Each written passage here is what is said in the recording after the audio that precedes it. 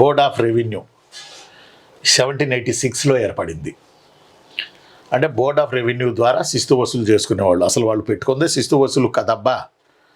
Board of revenue 1786, board of revenue 1786లో వాళ్ళు ఏర్పాటు చేసుకున్నారు.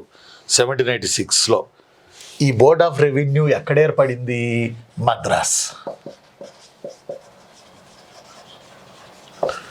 ఈ బోర్డ్ ఆఫ్ రెవెన్యూ ఎక్కడ ఏర్పడింది? మద్రాసులో ఏర్పడింది. బోర్డ్ ఆఫ్ రెవెన్యూ ఎక్కడ ఏర్పడింది చిన్న?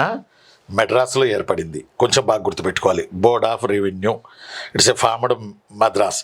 బోర్డ్ ఆఫ్ రెవెన్యూలో ప్రాబ్లమ్స్ ఉండడం వల్ల 1794లో బోర్డ్ ఆఫ్ రెవెన్యూ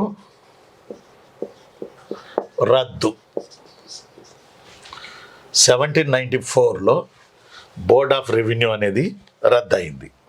ఇవన్నీ నోట్ చేసుకోవాలి. 1794లో బోర్డ్ ఆఫ్ రెవెన్యూ అనేది రద్దయింది. 1794. మరి అప్పుడేమైంది? ఈ జిల్లాకొక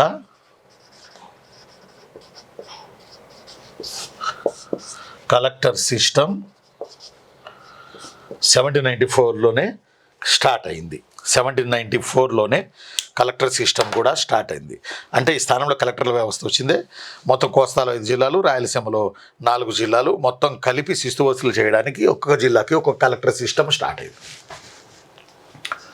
అంటే 1794 వరకు అంటే ఇంచుమించు గంజాం, విశాఖ, గోదావరి, కృష్ణ ప్లస్ ఇంక్లూడ్ రాయలసీమ అనుకోవచ్చు. బోర్డ్ ఆఫ్ రెవెన్యూ అని దాన్ని పెట్టి పరిపాలన శిస్తు వసూలు ఇవన్నీ చేసుకునేవాళ్ళు. 1794 పెట్టింది బోర్డ్ ఆఫ్ రెవెన్యూ. 1786 ఈ ఇయర్లు 2 ఇంపార్టెంట్. ఈ ఇయర్లు 2 మీకు ఇంపార్టెంట్. 1786లో బోర్డ్ ఆఫ్ రెవెన్యూ ఏర్పాటు చేశారు. 1786లో 1794లో బోర్డ్ ఆఫ్ రెవెన్యూ రద్దయింది. 1794లో బోర్డ్ ఆఫ్ రెవెన్యూ రద్దయింది. దాని ప్లేస్లో 1794లో కలెక్టర్ల సిస్టమ్ వచ్చింది. జిల్లాకు ఒక కలెక్టర్ని నియమించారు.